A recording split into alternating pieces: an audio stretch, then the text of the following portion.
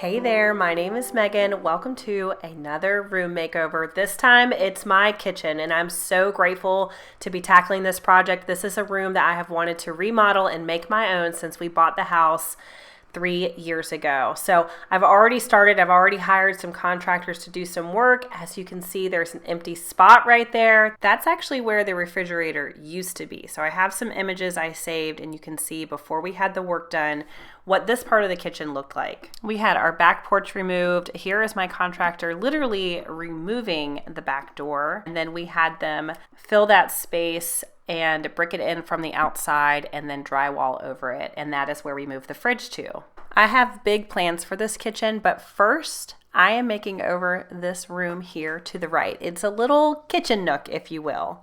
And as you can see, we have new doors installed. They cut a hole in the brick here, installed a new back porch for us. Our contractors did such a good job of making our dream a reality.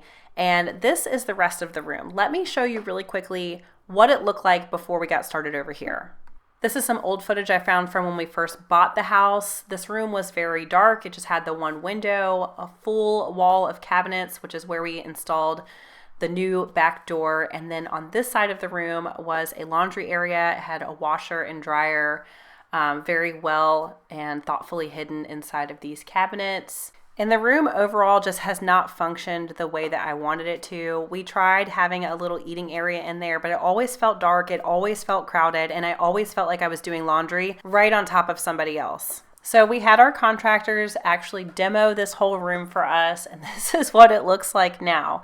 After the doors were installed and after the laundry area was removed over here, you can see everything has just been ripped out. And we have literally been using this room as it is for now because we like having a little eating area here right off of our kitchen. And I have a vision for what I want this room to look like, but a lot needs to be done before we get there. First of all, the drywall needs to be repaired throughout the room. There is some leftover crown that needs to be removed. Crown molding needs to be reinstalled. The room needs to be painted. I need to install baseboards as well. During the demo process, we discovered a pipe that runs from our basement up to our second floor, and that needs to be sanded, primed, and painted. I want to keep it exposed. I think it's really cool. Not to mention the flooring. We would like to tile this room, and I know some people are going to think I'm crazy, but there's a ton of holes in the flooring from the previous plumbing, and this is not the original flooring to this house. This room was actually laced into the rest of the kitchen, so the kitchen has the original flooring, and it's beautiful, nice long boards, and this part of the kitchen does not have that. It's different, it's busier, it's newer, and I've never been a fan. So we actually want to do new tile floor in here. So that's going to be a huge chunk of this project.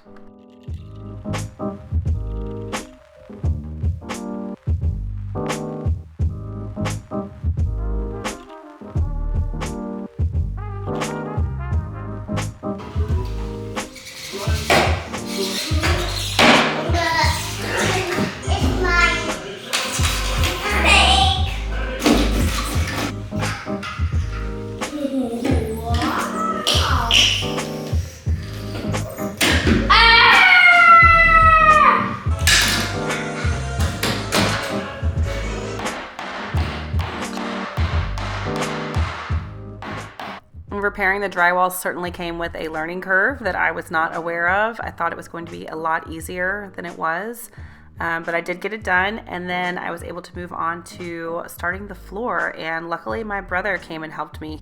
And you just want me to lay it right next to it? No, go past it. Go past it some more. Run it wild. Alright, so I'll start this way so I'll pull all the damn dust out that way.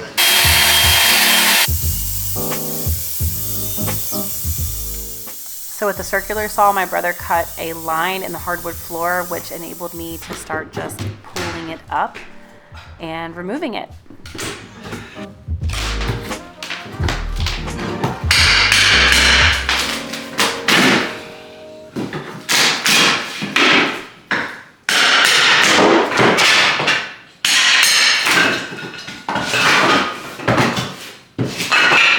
Who's that girl with the big hammer?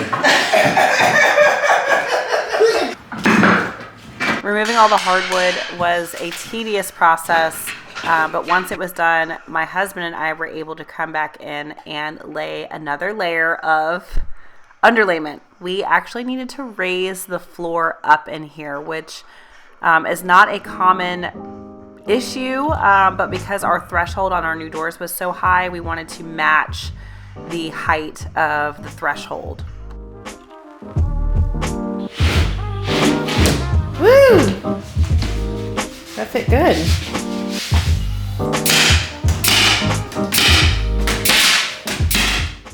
So we secured this layer of underlayment to the previous layer of underlayment with nails, and now we are going to lay on top of that our Durock cement board so that we can tile this room.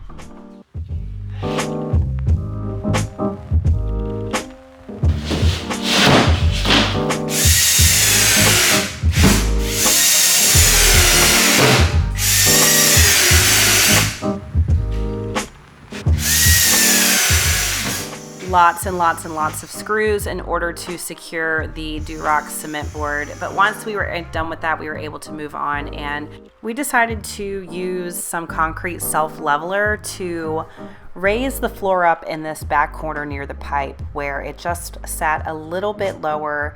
And this is absolutely unhinged behavior. I'm not gonna lie.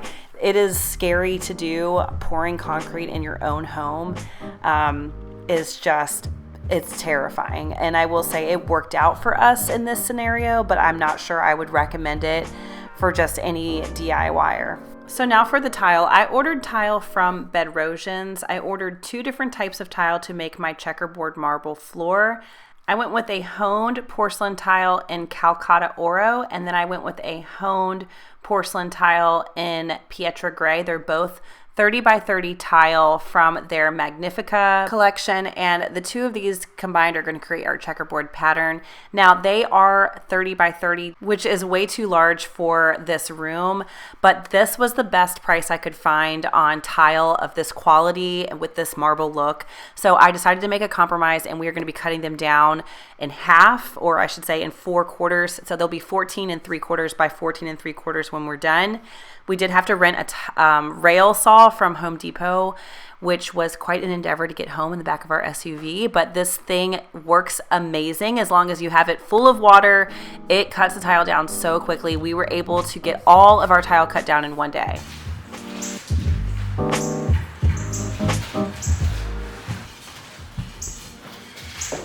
The other thing I want to be conscious of when we lay it is I would like for them all to go in the same direction. Oof, okay. It's mostly the whites. Yeah. So you see how that one goes sideways and that one goes that way? Right. Yeah. Same It way. doesn't need to be perfect, but I think I would like for them to run long ways. So like that one would need to be turned and that one would need to be turned.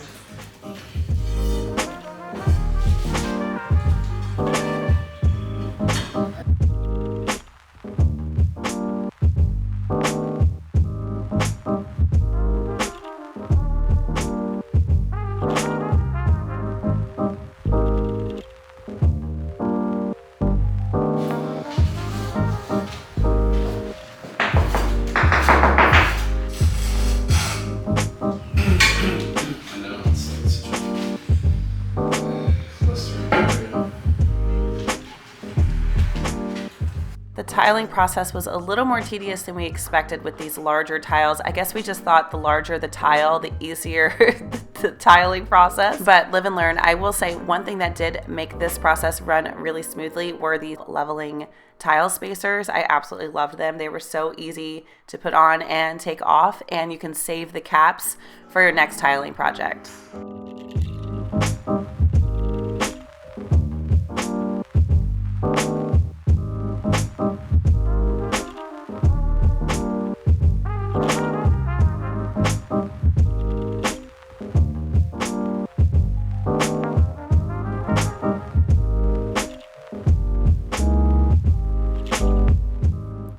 Okay, and then one last little fix to the floor. There was this little crack between the tile floor and our threshold that needed to be filled, so I'm using this Mapicil T Plus sanded caulk. I love this stuff, and you do have to make sure you tape it off, but basically you just fill it in, wipe it away, and it dries, and it looks just like the grout, but it acts like caulk.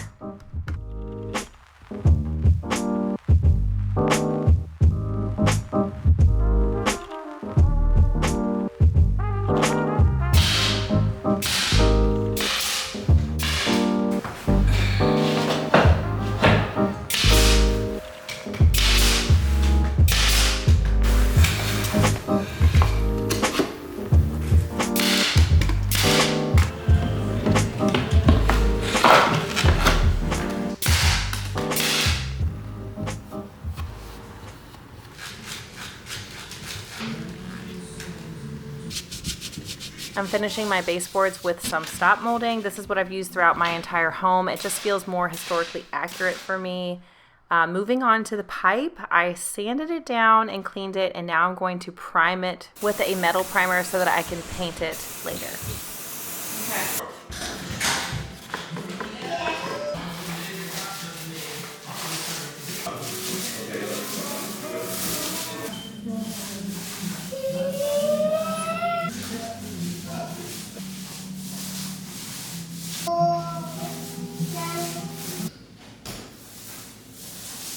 Now that the primer on the pipe is dry, I'm painting it with Benjamin Moore's Advanced Paint, and this is what I use on all of my trim throughout the house, including my crown, my baseboards, and my windows. Yep. The walls might be wet, so I just was painting. And then wait till the last minute.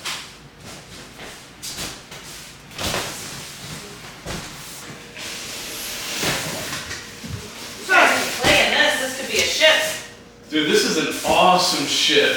Well, I want it. I ordered this couch from IKEA. It is the IKEA Hill Tarp, and I am putting this on this back wall so that I can create a cozy breakfast nook. I certainly could have gone with a built-in banquette, but I did not want to have anything that was super permanent. I checked this couch out at the IKEA store several times. It is the perfect height and it's very firm, which in my opinion is very important for the seating where you're going to be eating. You don't want to sink into that seating area like you would a regular couch.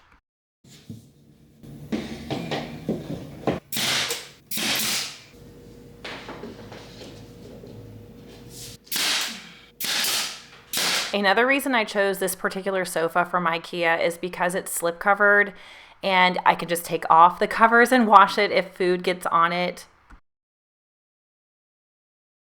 I don't want anything to visually overpower these back doors, but it is a main point of entry, so I decided to add a little shaker peg rail, and let me tell you, these are so easy to make. I will never buy one of these. I'm just using a 1x4 as the base, and then I'm screwing in these shaker pegs that I got on Amazon. Now I'm going to paint mine to match the color of the walls because I want it to blend in and just look seamless, but you can even stain these, which I think is really cool.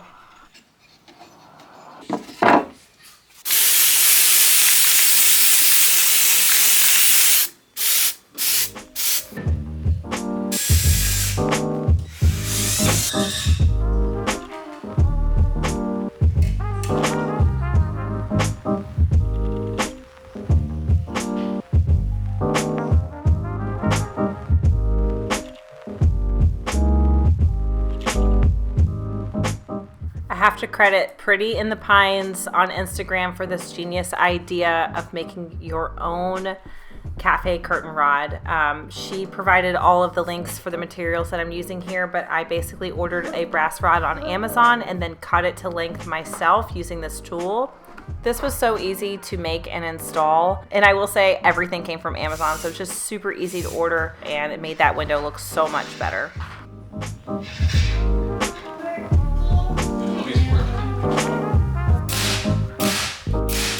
We hired an electrician to come and install 2 electric boxes for sconces on either side of the room. I ended up ordering some from Amazon. As much as I would have loved to find a vintage set, I just could not find anything that I loved.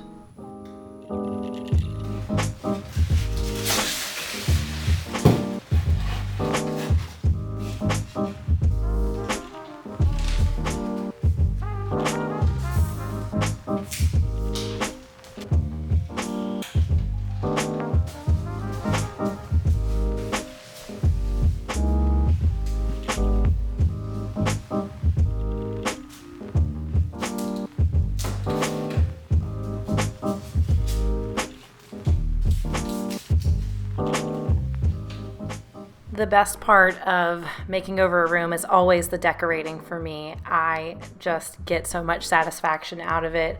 I did source a couple of items in this room new, but a lot of it is vintage and used or thrifted. And as always, I will link everything I can below in the description box.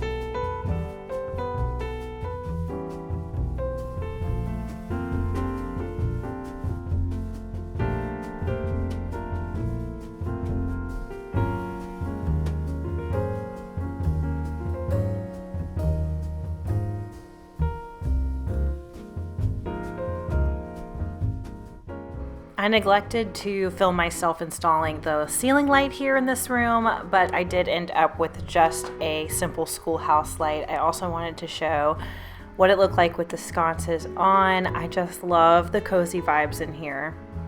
We are really enjoying this room. It has been a vision of ours since we bought the house 3 years ago, like I said, and having the knowledge and confidence to be able to do a lot of it ourselves has saved us so much money. I hope that this video can provide some of you with some knowledge and confidence for your next project. And please be on the lookout for our future project where we finish making over the rest of this kitchen, which includes opening up a window that is actually hidden behind the stove, replacing the countertops, painting the cabinets, just the whole 9 yards, making it our own. And as always, thank you so much for watching, and I'll see you on my next project.